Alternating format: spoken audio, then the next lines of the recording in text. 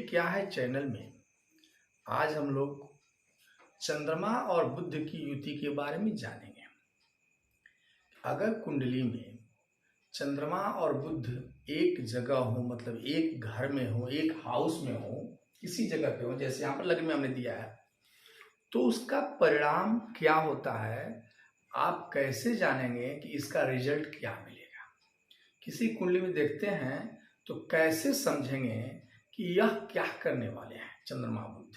इसी की परिचर्चा आज हम लोग करेंगे। चूंकि इसके पहले हमने बहुत सारी वीडियो हमने बनाया है और इस पर हमने नहीं बनाया था कि चंद्रमा और बुध, चंद्रमा जो मन के कारक हैं, जो चंचल हैं, जो माता के कारक हैं वो, और बुध जो बुद्धि के कारक हैं, जो ननिहाल पक्ष यानी मामा हैं, जो ज्ञान को अग्रसरित करने वाले हैं, जो बालक हैं, इनके एक साथ सामंजस्य बन जाए कुंडली में तो क्या होगा, क्या रिजल्ट देंगे। आज इसी पर इस 12 खाना में हम लोग अध्ययन करेंगे कि ये युति कहाँ बैठी है तो क्या करेगी।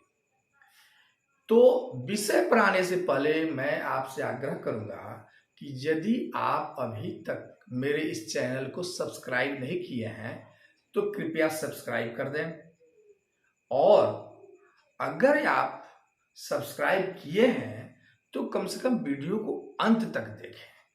ये मैं आपसे आग्रह करूंगा, तभी आप इसके बारे में जान जाइएगा।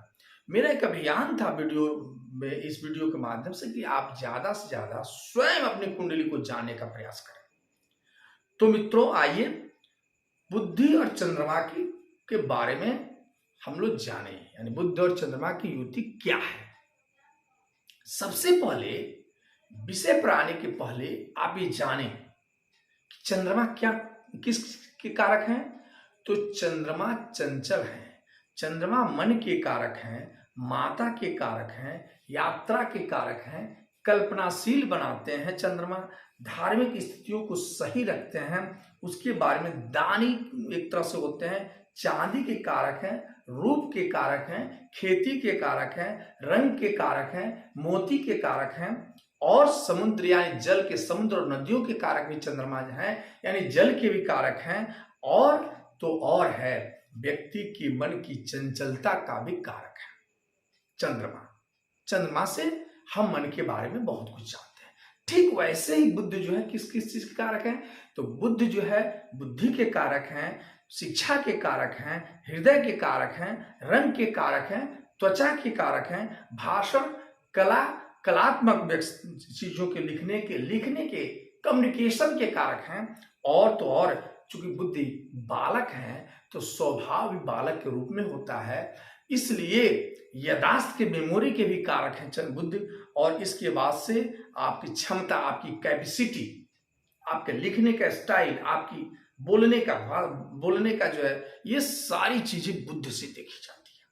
तो जब मन के कारक चंद्रमा और बुद्धि के कारक, वाणी के कारक बुध एक साथ आ जाएं, जब मन को कंट्रोल करने के लिए बुद्धि का प्रयोग आप करने लगे, आपकी वाणी संयमित निकलने लगे, तो व्यक्ति क्या होगा, वैसा व्यक्ति लेखक बनते हैं, वैसे व्यक्ति अच्छे नेता बन जाते हैं, वैसे व्यक्ति तेजस्वी होते हैं, बुद्धिमान होते हैं, और पत्रकार भी होते हैं और कवि भी होते हैं। ये सभी चीजें मिलती हैं जब चंद्रमा और बुध आ जाए। अब एक चीज और है कि चूंकि मन के कारक चंद्रमा और बुद्धि के कारक बुध जब एक साथ कुंडली में आ जाए तो हमें 2 बिंदु पर ध्यान देनी होगी कि क्या ये सही जगह, यानी 12 घरों में सही जगह बैठे हैं, क्या इन पर किसी शुभ ग्रह की दृष्टि है, क्या ये स्वयं अपने घर में बैठे हैं, माने स्वगृही हैं, क्या ये उचके हैं। ये सारी चीजें, अगर अच्छा चीज है तो ये सारी चीजें मिलेंगी। अगर बुरा है, मतलब अगर इन पर चंद्रमा और बुध की युति तो है आपके दिमाग, आपकी कुंडली में, लेकिन कहीं से पाप ग्रह की दृष्टि पड़ जाए, पाप दृष्ट हो, पाप क्षेत्रीय हो, यानी किसी शत्रु क्षेत्रीय हो, यानी किसी शत्रु के घर में बैठे हो, नीच हो, डिग्रियां ना हो और दोनों की डिग्री में डिफरेंसेस हो, तो ये सब चीजें उल्टा हो जाता है। यानी जहां आप वाणी का सही प्रयोग करेंगे वही चंद्रमा और बुध की जब युति हो जाएगी और जब पापग्रस्त दृष्टि हो तो ऐसे व्यक्ति मेंटली रूप से डिप्रेस्ड होने लगते हैं, सही से वाणी का प्रयोग नहीं करते हैं, वाणी का दुरुपयोग करने के चलते समाज में इनकी प्रतिष्ठा धूमिल होती है। तो चलिए अब हम लोग ये जाने कि 12वें हाउस में ये चंद्रमा और ये बुध क्या करेंगे, 12वें हाउस में इनकी स्थिति कैसी होगी। सबसे पहले हमें लग्न को देखना है। अब देखिए 2-3 चीज आपको हम बता दें कि लग्न मतलब जो केंद्र के सबसे 1 नंबर जो लिखा होता है, अब सब जगह 1 नंबर नहीं है, जैसे यहां जो होगा वो लग्न है। तो यहां जो काल हम अपने अधिकांशतः जो लग्न कुंडली बनाते हैं उसमें हम 1 2 3 4 5 6 7 8 9 10 लिख डालते हैं 11, क्योंकि काल पुरुष की कुंडली में 1 से शुरू होता है। हो सकता है कि आपकी कुंडली में ये 2 3 4 5 6 7 हो, लेकिन जो हाउस है यहाँ जो अंक लिखे गए ये हाउस के बारे में लिखे हैं, यानी 1 नंबर का हाउस है, ये 2 नंबर है, ये 3 नंबर है, ये 4 नंबर है, ये 5 है, ये 6 है, 7 है, 8 है, 9 है, 10 11 12, इसके बारे में बता चुका हूं। इसमें ये जो 4 होते हैं वो केंद्र कहलाते हैं, ये 2 है 5 और 9 ये त्रिकोण कहलाते हैं, ये 6 8 और 12 त्रिक भाव कहलाते हैं। ये सब चीजें पहले बताया जा चुका है, हमारे प्रीवियस वीडियो आप देख सकते हैं और प्रीवियस वीडियो से जान सकते हैं। अब चंद्रमा और बुध कुंडली में हो तो क्या होगा, तो सबसे पहले अगर लग्न में हो तो व्यक्ति जिद्दी भी होता है, वाणी का प्रखर होगा, वाणी का तेज होगा, स्वभाव उनके बालक जैसे होंगे, बालक जैसे तुरंत गुस्सा आ जाता है और प्यार करने पर दौड़ कर चलाता, ऐसे स्वभाव के लोग होते हैं, यानी जिद्दी भी होते हैं और झक्की भी होते हैं और विचार के बड़े पवित्र होते हैं ऐसे लोग। जैसे इनकी एक तरह से कहा जाए कि इनकी ज्ञान की क्षमता बहुत अच्छी होती है, नॉलेज जो कहा जाए ये बहुत अच्छी होती है, किसी चीज को पढ़ना लिखना ये सारी चीजें इन्हें बहुत जागरूक होते हैं, ये कोई चीज पढ़ने के लिए बहुत ललक होती है इनकी। और एक चीज और है, चूंकि माँ का कारक चंद्रमा है और मामा के कारक बुध हैं, तो जब दोनों एक साथ मिलेंगे तो ये ऐसे लोगों की अटैचमेंट ननिहाल पक्ष से हो जाता है ज्यादा, और ननिहाल पक्ष की वृद्धि भी होती है इनसे, अगर ये अच्छे हैं तो ननिहाल पक्ष की भी वृद्धि होती है।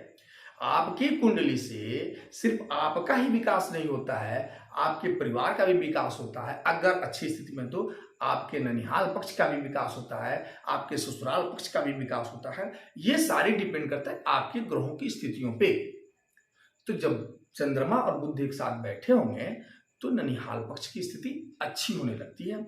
इसके बाद से चंद्रमा क्या है, सुंदरता के कारक है और बुध क्या है, बालक के कारक है। ऐसे व्यक्तियों के चेहरा उम्र बढ़ जाने के बाद भी कम उम्र के दिखते हैं, ये चीज आपको मिलेगी अगर चंद्रमा और बुध लग्न में बैठे, कहीं भी बैठे हो। मैं बता दूं ऐसे व्यक्तियों की चेहरा जो है वो उम्र दिखाता नहीं है। इसके बाद से बुध चूंकि परिश्रम के कारक है, कम्युनिकेशन के कारक हैं, और चंद्रमा मिठास लिए हो रहा है, मिठाई के कारक होते हैं चंद्रमा। तो जब दोनों का मिलान होगा तो ऐसे व्यक्ति कम्युनिकेशन यानी कि राइटिंग बेहतरीन होती है, खूबसूरत होती है, वाणी उनका बेहतरीन होता है, खूबसूरत होता है, मिठास भरे हुए होता है। इसके बाद से भाषा जो मैंने कह दिया, इसके बाद से जहां बुद्धि की कारक चंद्रमा, मन की कारक चंद्रमा जल्दी करते हैं, जल्दीबाजी होती है, क्योंकि चंद्रमा 2.5 दिन में एक राशि परिवर्तन करते हैं। बुध की भी स्थिति वही है, वो भी जल्दी रहते हैं, बालक है, जल्दी शीघ्रता कुछ करना चाहते हैं। ऐसे व्यक्ति किसी चीज को जानने के लिए यथाशीघ्र बहुत तेजी से उस चीज को जानना चाहते हैं और हाजिर जवाबी भी होते हैं। किसी चीज का जवाब देना इनकी, बड़े समझिए कि ये किसी चीज को सुने जवाब देती है। हाजिर जवाबी ऐसे लोग होते हैं अगर कुंडली में चंद्रमा और बुध बैठे हों, कुंडली में लग्न में बैठे हो या। अब एक चीज और आपको बता दें जाते जाते कि ये लोग वेल एजुकेशन भी होता है इनका, मैं बताऊंगा कि एजुकेशन होता है। इसके बाद से लग्न और चंद्रमा अगर एक साथ लग्न में चंद्रमा और बुध बैठे हों तो ऐसे व्यक्ति उच्च कोटि के दार्शनिक भी हो जाते हैं, अपनी बात समझा ले जाते हैं किसी को। माने कहा जाए कि फिलोसफर भी होते हैं और पॉलिटिशियन भी बहुत अच्छे क्लास के होते हैं। इतना ही नहीं, अब देखते हैं लग्न के बारे में। देखिए दूसरे भाव क्या है, धन का कारक है। तो जब धन हुए भाव में बुध और चंद्रमा एक साथ बैठे होंगे, ऐसा व्यक्ति यथाशीघ्र बहुत जल्दी धन इकट्ठा करने लगते हैं। धन इकट्ठा करने बहुत जल्दी लगते हैं, इनकी विलंब नहीं होती है धन इकट्ठा करने। हाँ, यदि इनके युति स्वगृही हो, उच्च के हो, मित्र राशि हो या किसी स्वग्रह की दृष्टि हो, बहुत जल्दी बातें हैं।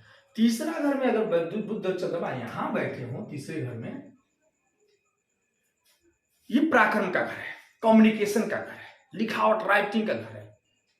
यहां चंद्रमा बुध बैठे हो, व्यक्ति का कम्युनिकेशन बहुत बेहतरीन होता है, बेजोड़ होता है और ऐसे व्यक्ति इंटेलिजेंट होते हैं। इंटेलिजेंस ही नहीं होती है, ये किसी चीज को मतलब ये समझिए कि इनकी झिझक नहीं होती है किसी बात को कहने में, जो कहना है कह डालेंगे, विलंब नहीं करते हैं।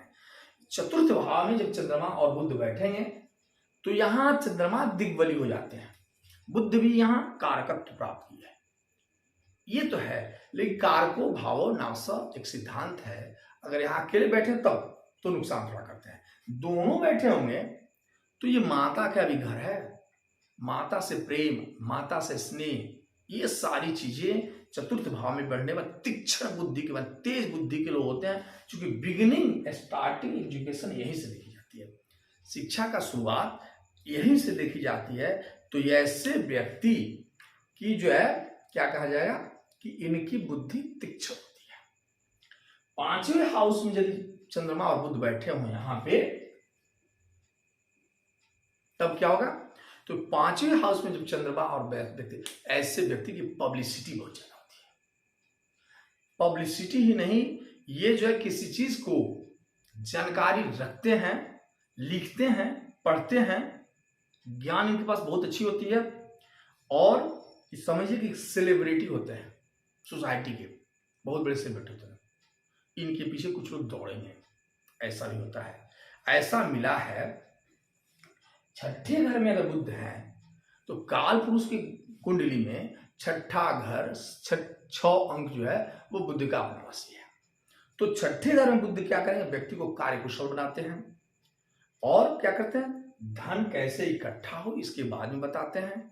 इसके बाद से इनकी बचपन में से ही या कुछ करने के लिए इनकी इच्छाएं जागृत होती हैं, बचपन से ही ये चाहते हैं कि कुछ कर ले जाएं। हमने जो पहले बताया है ये सिर्फ चीजें इनको मिलती है, लेकिन चूंकि छठा घर बुरा होता है, बुरा घर माना गया है, छठा, 8वां, 12वां घर बुरा घर माना गया है।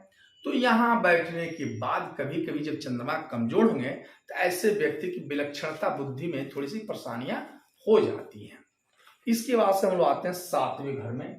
ये क्या है, 2 चीज का, पार्टनर का घर है और आपके लाइफ पार्टनर का और आपके पार्टनरशिप का घर है। तो यहाँ लाइफ पार्टनर नहीं देखना है, पार्टनर आपके सहयोगियों को देखना है। ऐसे व्यक्ति बड़े सहयोगी होते हैं और इनके सहयोग करने वाले भी मिलते हैं। पार्टनर बहुत अच्छे, बिजनेस की बहुत स्ट्रांग चलती है। कोई जो भी बिजनेस जिसके साथ भी संबंध बनाते हैं, यहाँ उनकी व्यवधान नहीं बन होता है भैया। इसके बाद अगर ये 8वें हाउस में बैठ जाए, अब एक बात बता दें, 8वें घर में बैठ, 8वां घर क्या है, गुप्त विद्या का ज्ञान दिलाता है। तो 8वें घर में चंद्रमा और बुध बैठ जाए, व्यक्ति को दार्शनिक तो बनाते हैं। व्यक्ति को अगर शुभ ग्रह की दृष्टि पड़ गई तो ऐसा व्यक्ति सन्यासी टाइप का हो जाता है। सन्यासी होता नहीं, सन्यासी टाइप गुप्त ज्ञान प्राप्त करता है, किसी की चेहरा को देखकर पढ़ लेता है, अच्छे प्रकार के ज्योतिषी बन जाते हैं, ऐसी स्थितियां होती है।